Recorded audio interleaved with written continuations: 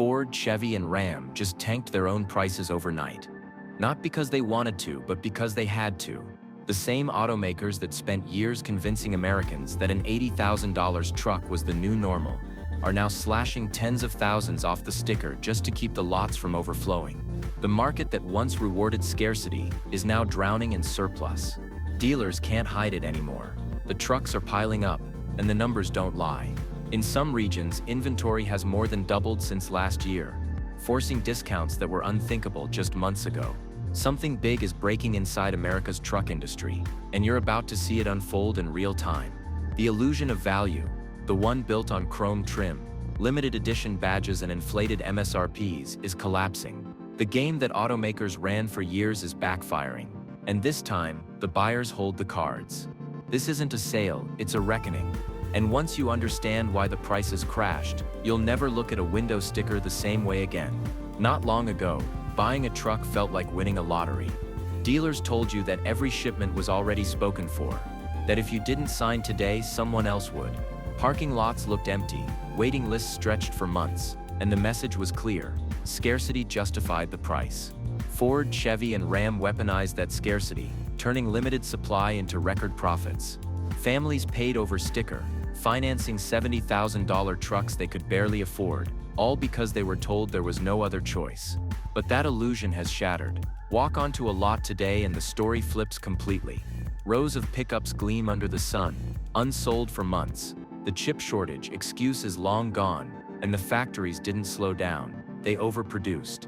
Those once rare trucks are now everywhere, and the pressure is on the sellers, not the buyers. The same dealers who told you to hurry now whisper about manager specials and limited time rebates. Scarcity built the empire, oversupply is tearing it down, and the best part, for the first time in years, the leverage is finally in your hands.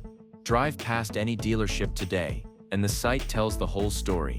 Endless rows of trucks stretch across the lot, F-150s, Silverados and Rams lined up like an army with nowhere to go. For the first time in years, the problem isn't supply chains or chip shortages, it's oversupply.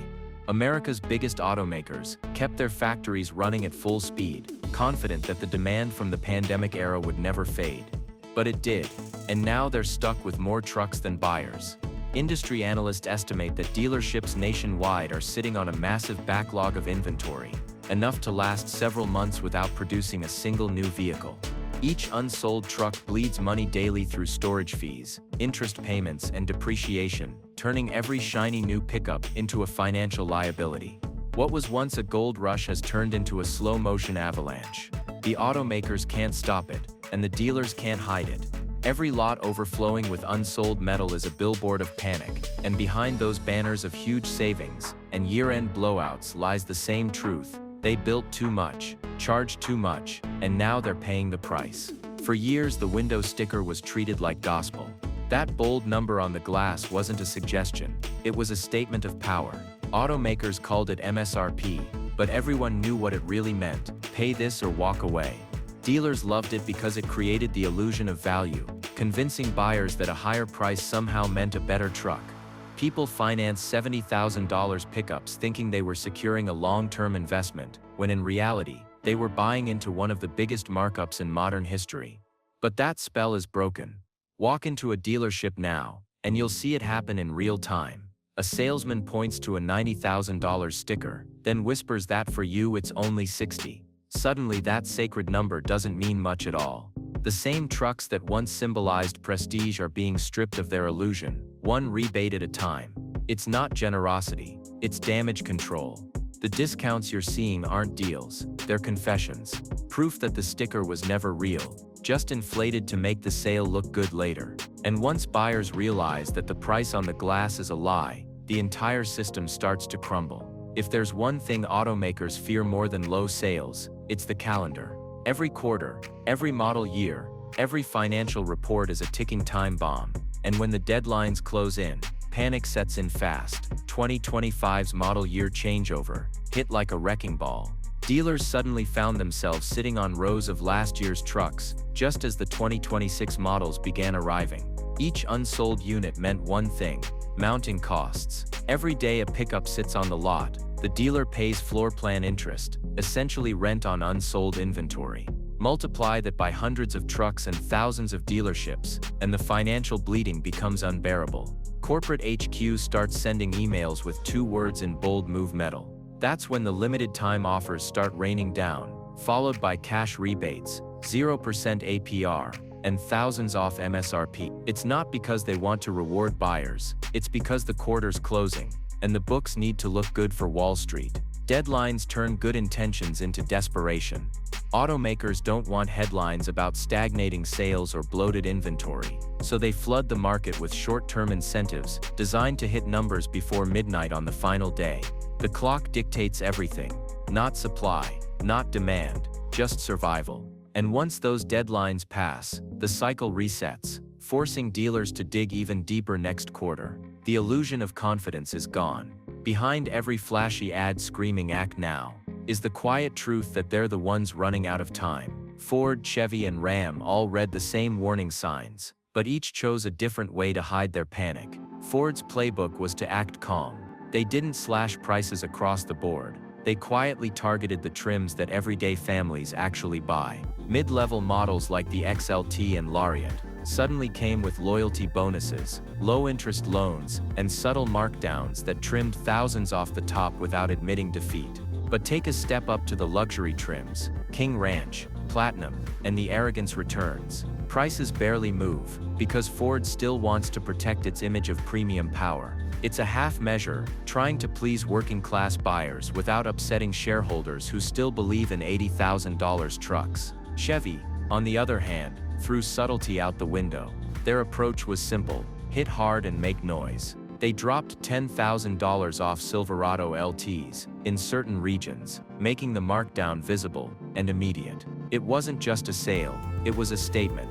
Chevy knew that buyers were angry, tired of inflated prices, and ready to jump ship. By being the first to go honest, they flipped the narrative from greed to value, and stole attention away from Ford's polished restraint. Then came Ram, who didn't just discount, they detonated. A massive $13,000 off the Bighorn trim made headlines overnight. But make no mistake, that wasn't generosity, it was desperation. Ram had priced themselves out of the middle-class market, and this was their way of clawing back credibility. They bet everything on making their trucks look like the better deal, even if it meant admitting they'd been overcharging all along. Each brand tried a different mask, but they're all covering the same fear, that America's truck buyers have finally woken up.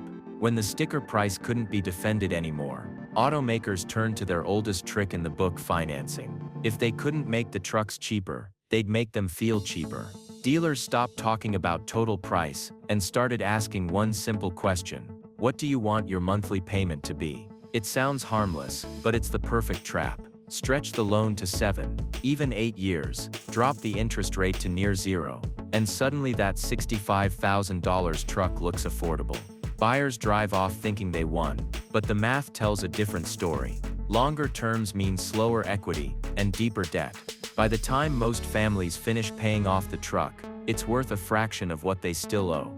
That's no accident, it's design. Automakers and their captive lenders like Ford Credit or GM Financial quietly absorb some of the financing cost because it keeps sales moving and inventory flowing. They'd rather eat a few thousand in interest than admit the trucks were overpriced to begin with. It's the illusion of affordability: stretch the payments, mask the pain, and keep the factory lines running. But here's the kicker: these low APR deals aren't generosity, they're manipulation. They turn financial math into marketing. Buyers feel relief when they sign the dotted line, not realizing they've just locked into years of hidden costs and negative equity. The automakers call it customer flexibility. The truth? It's a lifeline thrown from a sinking ship, one that keeps you paying while they keep pretending the market isn't collapsing. For decades, owning a high-end pickup was a badge of pride. It wasn't just a truck, it was a statement. The chrome trim, stitched leather seats, and model badge on the tailgate told the world you'd made it. Automakers knew that, and they exploited it masterfully. They blurred the line between workhorse and luxury, selling trucks as symbols of success. A $90,000 price tag wasn't seen as excessive, it was aspirational. Ford's Platinum, Ram's Tungsten, Chevy's High Country, Each became less about towing power and more about showing off. But today, that illusion is unraveling faster than the profits that built it. Those once envied trucks now sit untouched at the front of dealership lots, gathering dust under fluorescent lights. The same people who used to brag about paying top dollar are now watching neighbors get nearly identical models for half the price. Pride has turned to regret. What was once a flex is now a financial anchor. Social media is flooded with owners angry that their dream truck lost tens of thousands in value before the first oil change. And nothing kills status faster than watching your luxury symbol become a clearance item. The cultural shift is seismic. Trucks were once tied to identity, power, reliability, the American work ethic.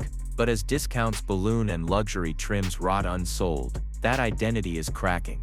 The image that automakers built, a truck as a reward for hard work, is being replaced by one of corporate greed and market collapse. For the first time, buyers aren't chasing prestige, they're chasing practicality. The shine is gone, and in its place stands the uncomfortable truth: when everything is premium, nothing is special anymore. The chaos in the truck market isn't happening in a vacuum. It's the perfect storm of economics, politics and policy colliding all at once. Interest rates are still hovering near their highest levels in decades, choking off demand for big-ticket loans. Wages haven't kept pace with inflation, leaving buyers staring at $50,000 trucks they can't justify, even with discounts. Meanwhile, government incentives meant to push electric vehicles have thrown gasoline on the fire. Automakers rushed to meet new EV and emissions mandates, but the demand didn't follow. The result? Factories cranked out too much of everything, EVs and gas trucks alike, flooding a market already on the brink of oversupply. Then came the tariffs and supply costs. Steel, aluminum, and parts prices bounced wildly, forcing automakers to keep raising stickers just to protect profit margins. But when the economy slowed and consumer credit tightened, those same inflated prices became their downfall. They couldn't backpedal fast enough. Each quarter became a tug-of-war between Wall Street expectations and real-world affordability. The math stopped making sense, on paper and on the showroom floor. And through it all, consumer confidence quietly eroded. Families who once stretched their budgets to buy American are now second-guessing if the loyalty was worth it. The trust that carried Ford, Chevy, and Ram through decades of ups and downs is cracking under the weight of bloated prices and broken promises. This isn't just a sales slump, it's a cultural reset. The forces that once inflated the truck market are now tearing it down from every direction. And as those pressures keep building, the industry is learning a brutal truth: you can't outmarket math forever. The automakers know they can't keep bleeding forever. The price cuts, rebates, and low-interest offers were never meant to last. They were triage, not strategy. So now a quieter, more calculated plan is forming behind closed doors. Instead of giant discounts that scream desperation, they're preparing to hide the pain in smarter ways. Expect production cuts to limit supply and restore the illusion of scarcity. They'll rebrand fewer trucks as special editions, add fake bundles that pad margins without adding value, and quietly tack on destination and documentation fees to make up the difference. The sticker might look lower, but the final price, that's where the trap will sit. We'll also see fewer trims and tighter allocations. Automakers will intentionally reduce options, forcing buyers into more expensive packages just to get basic features. It's the same playbook they used during the shortage: manipulate supply to control perception. On paper, it'll look like the market has stabilized, but the truth is simple: they're building fewer trucks to pretend demand is healthy. And if all else fails, they'll pivot back to marketing. Expect ads that scream new era of value, redesigned for the modern driver, or smarter than ever before. The language will change, but the motive won't. The next chapter of this story isn't generosity, it's reconstruction. Automakers are trying to rebuild the illusion that cracked. They want buyers to forget this collapse ever happened. But for those paying attention, the signs will be clear. Smaller lots, fewer deals, hidden fees wrapped in friendly slogans. They'll test how much you've learned, and whether you'll fall for the same game twice. The difference this time: you know how it works. The game has changed, and for the first time in years you hold the winning hand. Automakers are scrambling, Dealers are desperate, and the illusion of scarcity is gone. That means every buyer walking onto a lot right now has power, real power. You can walk away, negotiate harder, or pit dealers against each other. You're no longer at their mercy, because they need you more than you need them. The key is simple: don't chase deals, chase leverage. The longer those trucks sit unsold, the deeper the discounts go. Time is your greatest bargaining chip, and this time, the clock isn't ticking against you, it's ticking for you. But don't get comfortable. This moment won't last forever. Automakers are already plotting their comeback, planning to rebuild prices through limited production, repackaged trims, and hidden fees buried in fine print. If you don't stay alert, the same system that overcharged you before will quietly reset itself. So before you buy, ask the hard questions. Know the numbers. Walk away from fake savings that still cost you years of debt. Because this isn't just about trucks, it's about control. And the second you start treating that sticker price as negotiable truth, you're no longer a customer in their game. You're the one rewriting the rules. For years, the truck market ran on illusion, the illusion of scarcity, prestige, and value. Automakers built an empire on that belief, convincing hard-working families that an $80,000 pickup was a sign of success instead of a symbol of corporate greed. But the moment those trucks stopped selling, the curtain fell. The shiny marketing slogans, the patriotic ads, the limited availability lines, all of it was smoke. Now, under the weight of their own overproduction, the truth is out in the open for everyone to see. This collapse isn't just about money. It's about power finally shifting back to the people who kept this industry alive. Every markdown, every rebate, every manager's special is proof that the game was rigged from the start, and that the buyers were never the problem. The automakers got greedy, and the market called their bluff. The question now isn't if the system will change, but how long buyers will remember what really happened. Because once you've seen behind the sticker, once you realize the price was never real, you can't unsee it. So the next time a dealer tells you it's a once-in-a-lifetime offer, remember this moment. Remember the discounts that proved the myth wrong. And remember that the real value isn't printed on the glass. It's in your willingness to walk away. The illusion is over. The buyers just won.